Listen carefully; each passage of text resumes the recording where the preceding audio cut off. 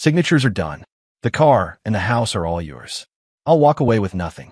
I calmly set the pen down, pushing the divorce settlement I'd seen coming for months across the table. My wife, Jessica, sat opposite me, her makeup flawless. A triumphant smirk, completely undisguised, played on her lips. The man beside her, Chad, shot me a look you'd reserve for garbage on the sidewalk. His arm tightened around Jessica's shoulder, a clear assertion of ownership.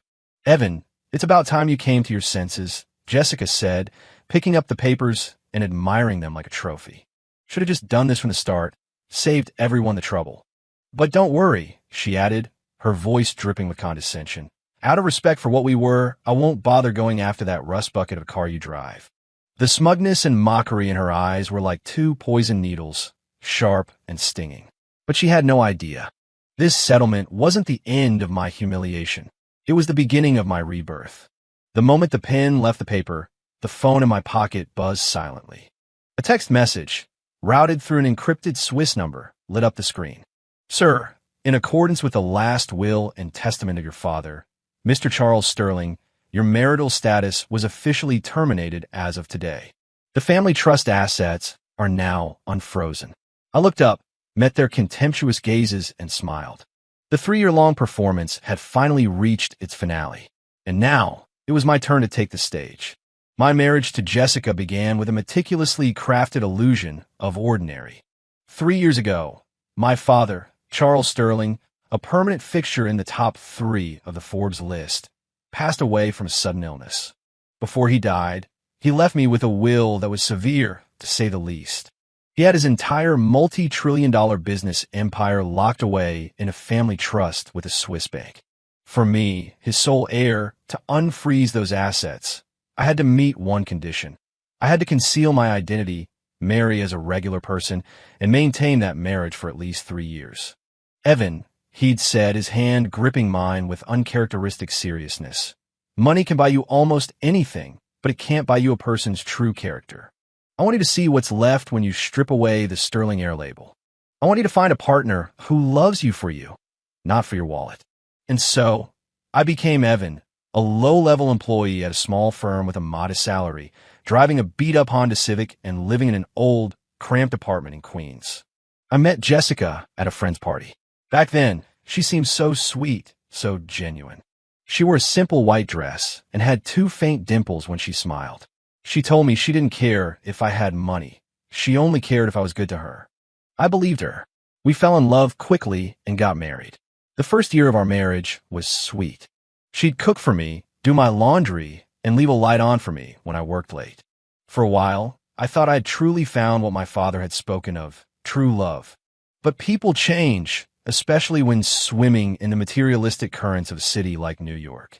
The first crack appeared when she changed jobs. She landed a position at a high-end luxury PR firm. Suddenly, her colleagues were all wealthy or well-connected, and their daily conversations revolved around designer bags, limited edition watches, and exclusive parties. Her social media feeds slowly filled with these things. She started to complain about my lack of ambition. "Evan, look at Mr. Thompson. He just bought his wife a new Porsche. And you?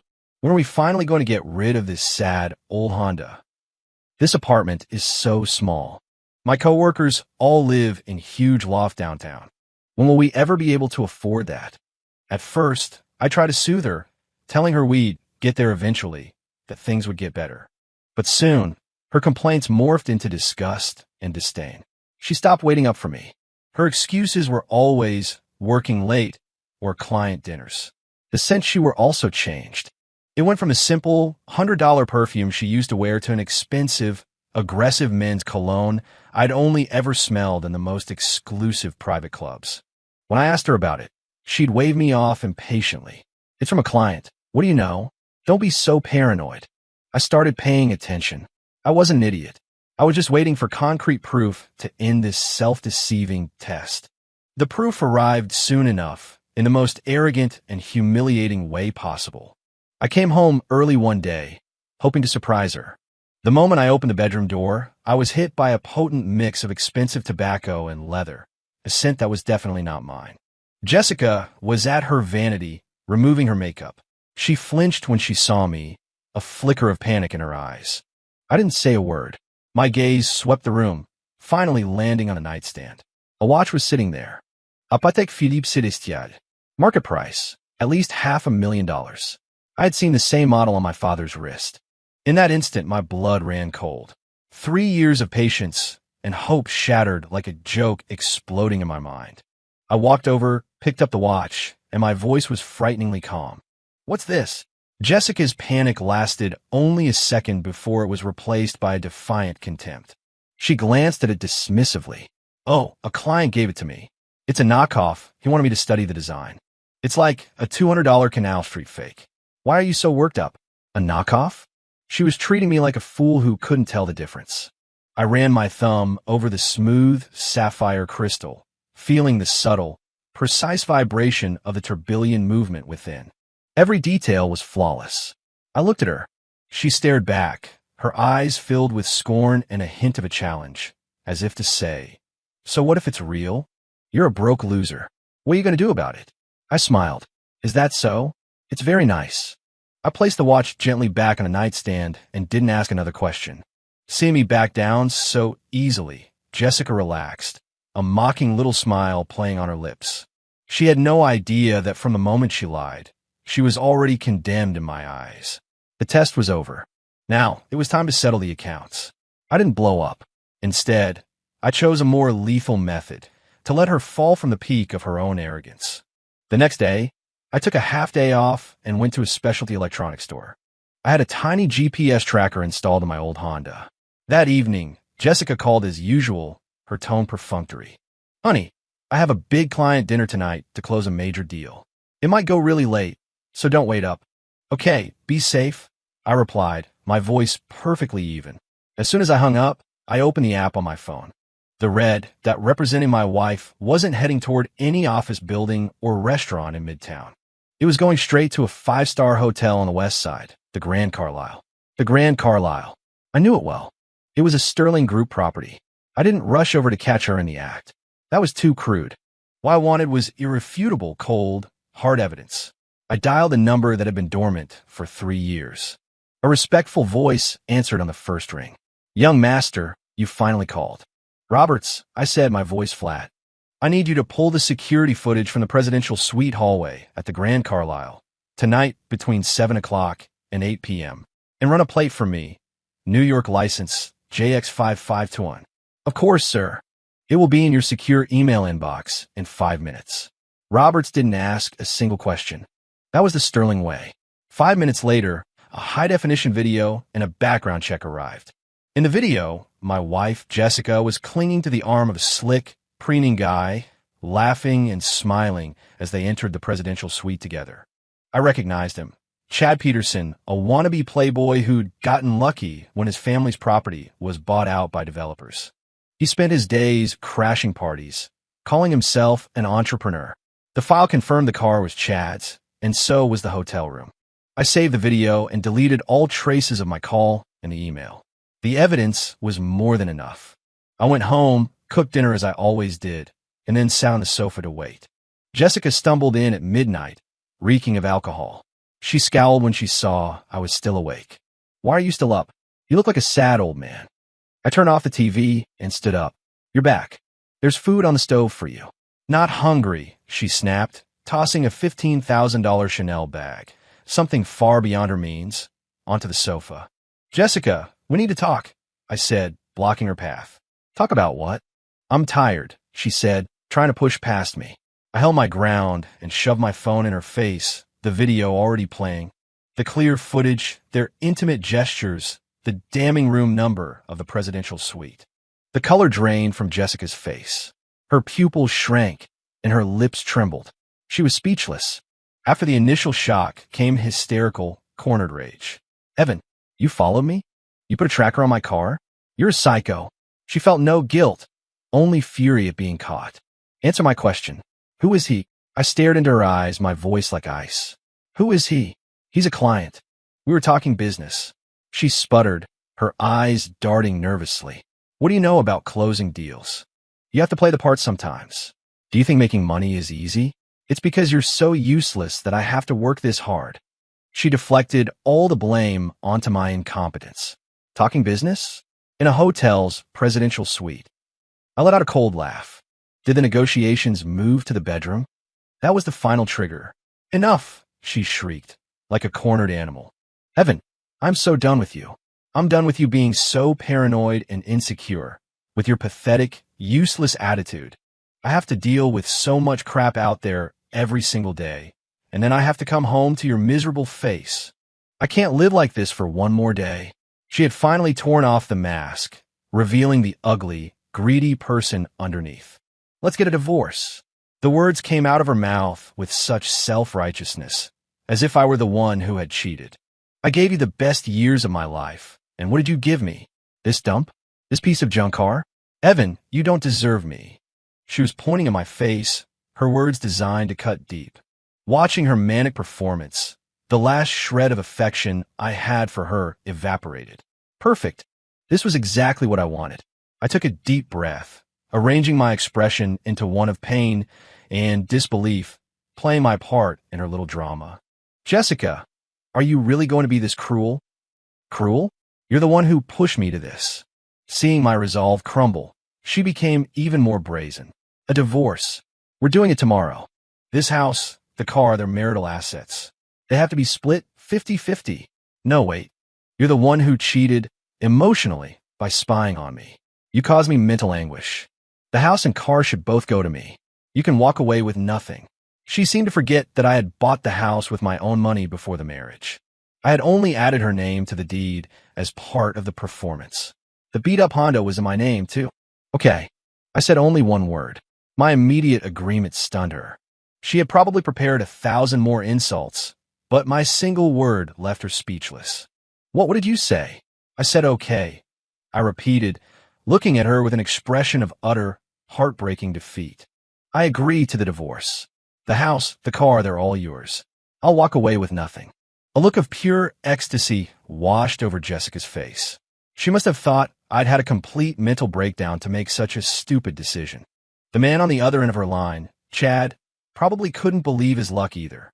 You said it, she yelped, grabbing her phone, terrified I might change my mind. Chad, did you hear that? He agreed. He agreed to walk away with nothing. I could hear Chad's smug laughter through the phone. See, Jess? I told you he was a spineless loser. You should have left him ages ago. Babe, as soon as we get the house, we'll sell it, buy a penthouse downtown, and travel the world. Right in front of me, they began planning their wonderful future with my property. I listened in silence, then turned, walked into my home office, and closed the door. Through the wood, I could still hear Jessica's shrill, excited laughter. I sat down at my desk, opened my laptop, and began to personally draft the divorce agreement that would seal my own doom. Every word I typed was another brick paving their glorious path straight to hell. For the next few days, I played the role of the perfect, broken-hearted husband. I stopped cooking. I let the apartment descend into chaos. I'd come home from work, collapse onto the sofa, and stare blankly at the TV, looking like a man who'd had his soul ripped out. Jessica was thrilled with my performance. She dropped all pretenses, leaving the house every day dressed to the nines and coming home late, smelling of liquor and other men's cologne. Chad even had the audacity to park his flashy Maserati down the street, waiting for her in plain sight. They thought I was broken, that I had lost the will to fight. This state of paralysis was exactly what I wanted them to see. On Friday night, Jessica threw the printed divorce papers on the coffee table in front of me. The terms were even more predatory than she'd initially demanded.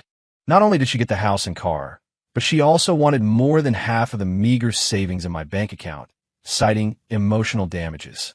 Sign it, Evan. Let's just get this over with, she said, her tone oozing a kind of patronizing pity. I picked up the pen, then hesitated and put it down. What? Having second thoughts? Jessica's expression darkened instantly. No, I shook my head, my voice hoarse. We can file the papers tomorrow. But tonight, I was hoping we could have one last dinner together. Here, I'll cook.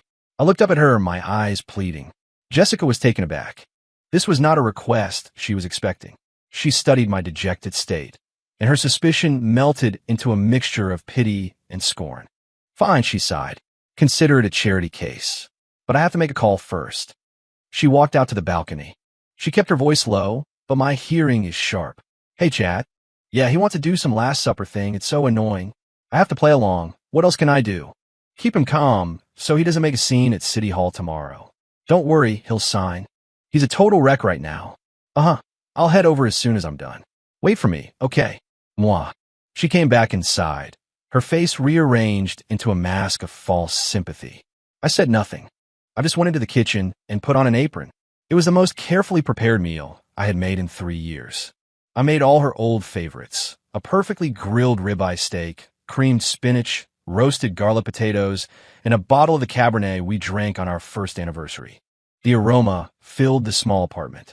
Jessica sat across from me, scrolling absently on her phone, occasionally smirking at what were undoubtedly explicit texts from Chad. I poured her a glass of wine. Jess, remember this? When we first got together, you said this was your favorite. My voice was soft, a whisper of nostalgia and farewell. Her fingers paused over the screen. She glanced up at me. For a split second, the familiar scene seemed to give her pause. But then her phone buzzed with a new message from Chad, and the moment was gone. Chad says he's already booked a table at the Pinnacle Room, she announced, her voice full of pride. We're going to celebrate the second I get the divorce certificate. She didn't notice the icy glint that flashed in my eyes. The Pinnacle Room? Another sterling property. It was located on the top floor of the tallest skyscraper in the city. The tasting menu started at $500 a person. It was the ultimate proposal spot. Is that so? That's nice, I said with a small smile, placing a piece of steak on her plate. Eat up.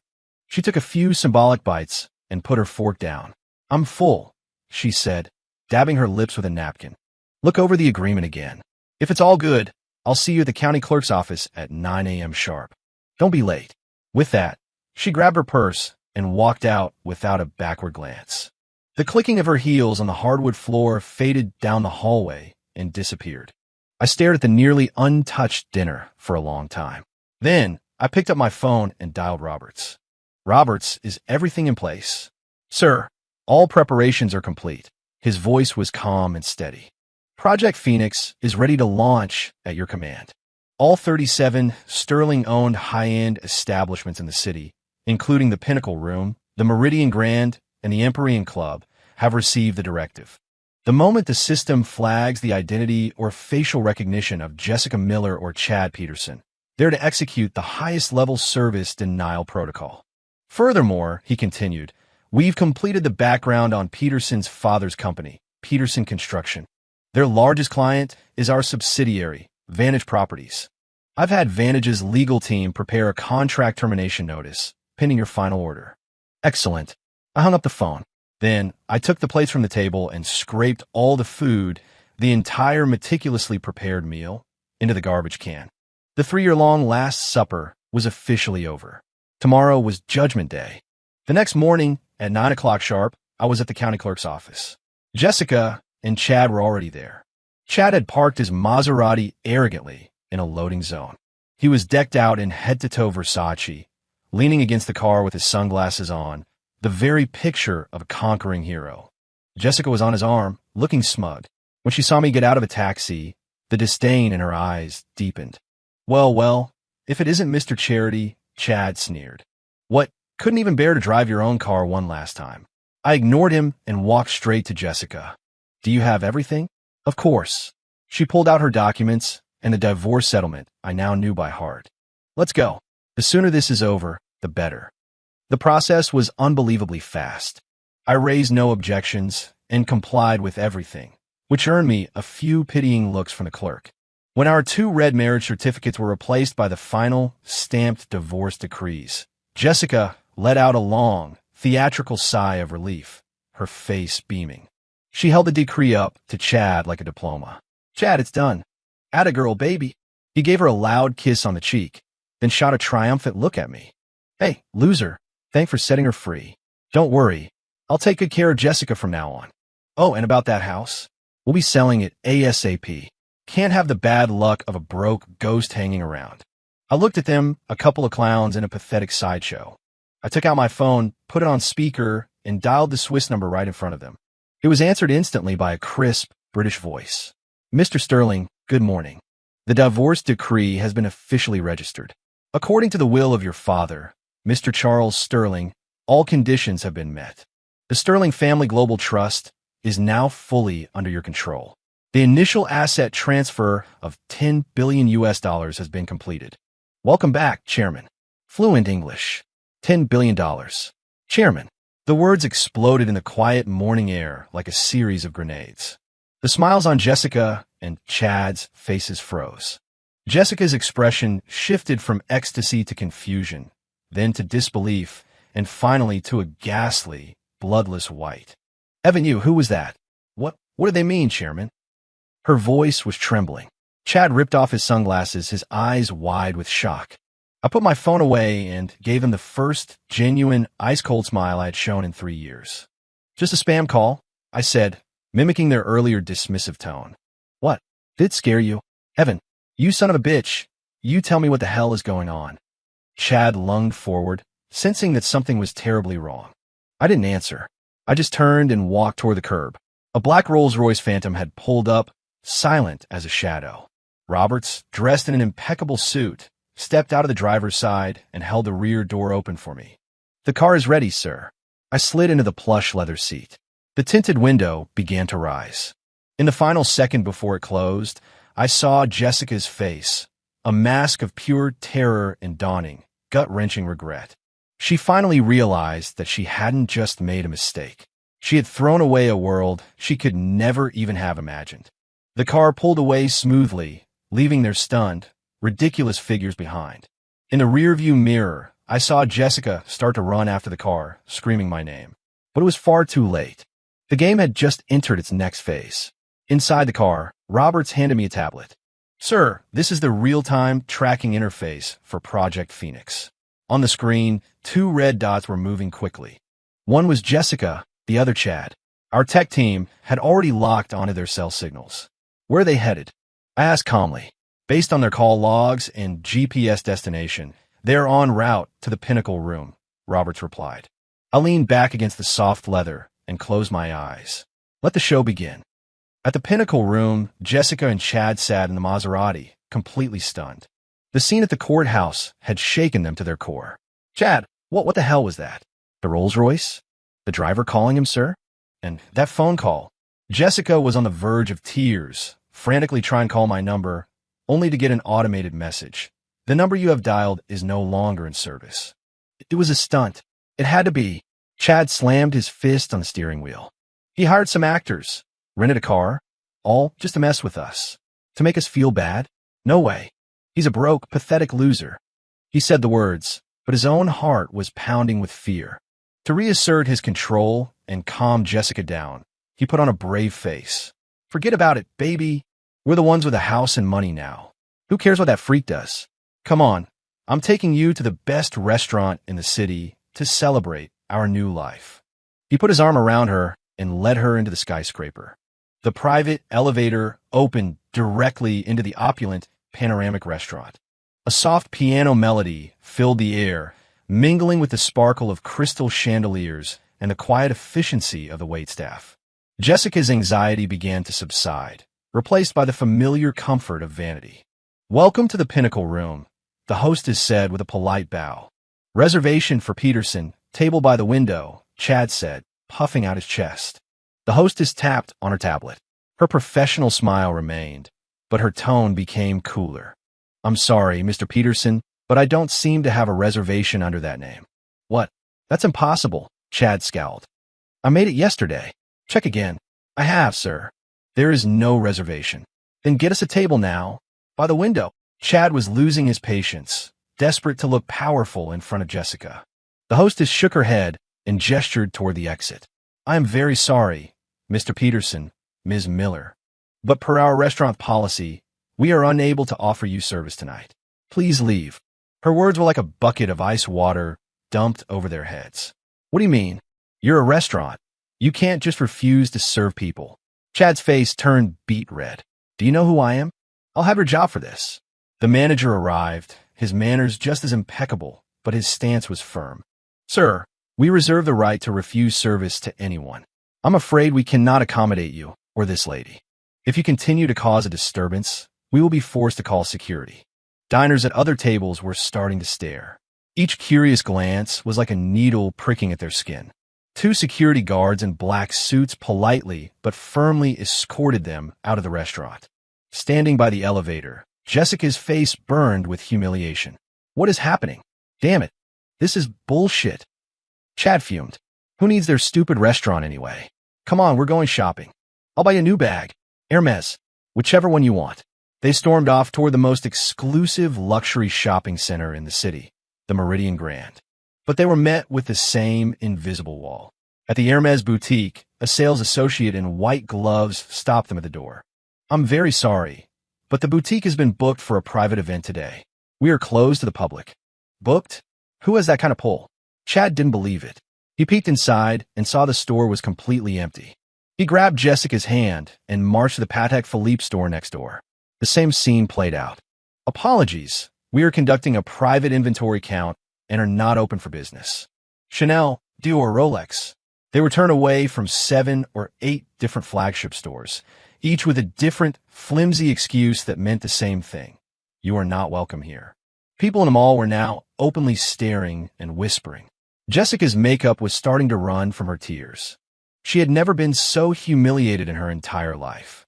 Chad, let's just go. This is so embarrassing. Sweat beaded on Chad's forehead. He finally understood. This wasn't a coincidence.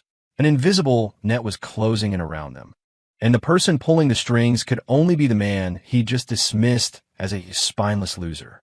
No, it's impossible. Chad roared in the parking garage. He's a nobody. How could he have this much power? It has to be a coincidence. But Jessica wasn't so sure anymore. She remembered the Swiss phone call, the Rolls-Royce, the respectful sir. The pieces were clicking into place, forming a picture that terrified her. Just then, Chad's phone rang. It was his father. Dad, what's up? Chad answered impatiently. An enraged, borderline hysterical voice screamed from the other end. You little bastard. Who did you piss off? Who? What are you talking about? I didn't do anything. Nothing. His father shrieked. Vantage Properties just terminated every single one of our contracts. That's half our business gone. The bank is calling in our loans. I asked what happened, and they said you offended their parent corporation's new chairman. Chad, listen to me, we are ruined. We're going bankrupt, do you understand me? Bankrupt. Vantage Properties. The corporation's chairman. The words hit Chad like a physical blow. Vantage Properties was one of the crown jewels of the Sterling Group. His hand trembled so badly he could barely hold his phone. But the final, crushing blow was yet to come. The giant LED screen in the mall's central atrium, which had been showing fashion ads, suddenly went black. A moment later, it switched to a breaking news report. A sharp, professional anchorwoman spoke in a serious tone. We have breaking news from the world of business. After a 3-year silence, the corporate titan Sterling Group held a global press conference today to announce its new chairman. He is the sole legal heir of the late legendary entrepreneur Charles Sterling. Mr. Evan Sterling. A massive photograph appeared on the screen. The man in the photo was dressed in a bespoke suit, his gaze sharp and commanding, radiating an aura of untouchable power. It was the face of the man they had just discarded and viciously humiliated. It was Evan. According to sources, Mr. Sterling was following a directive in his father's will, living under a concealed identity for 3 years to test human nature. Today, with the test period complete, Mr. Sterling has officially returned to take the helm of his family's multi-trillion-dollar empire. Jessica and Chad didn't hear the rest. In that moment, their world fell apart. Everyone around them turned to stare, their expressions a mixture of shock, understanding, and unconcealed, brutal mockery. Holy crap, isn't that the couple that just got thrown out of every store? Wait, so that woman, she just divorced the chairman of Sterling Group. For that greasy-looking fake rich guy? Haha, that's the funniest thing I've heard all year. She didn't just miss out on a fortune. She threw away the entire U.S. Mint. The ultimate gold digger who struck fool's gold. She didn't just hit a wall. She hit a wall made of solid diamond and got flattened. The whispers and laughter were like 1,000 tiny knives, flaying Jessica's pride raw. She finally understood everything. The test of character. The hidden life. That $500,000 Patek Philippe. Of course he knew it was real. He knew she was cheating. He was just waiting for the perfect moment to utterly destroy her. His agreeing to walk away with nothing wasn't weakness. It was because the assets he was giving her, the house, the car, were less than pocket change to him. They were just bait for the trap. She thought she was the winner. But from start to finish, she was nothing more than a pathetic pawn in his game. Yeah. Jessica let out a blood-curdling scream as her vision went dark, and she collapsed onto the cold floor of the parking garage. Chad simply crumpled to the ground like a puppet with its strings cut, muttering over and over, "It's over, it's all over." The end of their story was predictable. Chad's family went bankrupt, buried in debt. He went from a wannabe rich kid to a man crushed by his family's financial ruin. His father publicly disowned him. He became a local cautionary tale, the idiot homewrecker. As for Jessica, when she came to, she tried desperately to find me. She went to our old apartment, but the locks had been changed. The deed to the house was real, but she quickly discovered that the building's management company was a Sterling subsidiary. They cut off her utilities and restricted her access for a litany of invented infractions. She tried to sell the house, but no real estate agent in the city would touch the listing. Everyone knew it was Mr. Sterling's leftovers. To get involved was professional suicide. The luxury car she treasured became useless, barred from every premium parking garage and service center in town. She became a citywide joke, the poster child for greed and stupidity. Her name became synonymous with colossal failure. The last I heard, someone saw her working as a waitress in a diner. When a customer recognized her, the resulting humiliation made her break down and sob in the middle of the restaurant. I never saw her again. I sat in my office at the pinnacle of the city, looking down at the glittering sprawl of lights below. Roberts placed a report on my desk. "Sir, Ms. Miller has been attempting to issue a public apology through several media outlets. She is begging for your forgiveness and wants to remarry you. We have, of course, blocked all attempts." I took a sip of my coffee, my gaze fixed on the endless night. Forgiveness? Some mistakes, once made, are final. I gave her a chance. She was the one who personally traded her winning lottery ticket for a one-way trip to hell. As for that divorce settlement, the one she signed with such a triumphant smile, I had it framed. It hangs in the most prominent spot in my office. It's a daily reminder. Never test human nature. Just be ready when it shows its fangs to crush it with absolute, overwhelming force.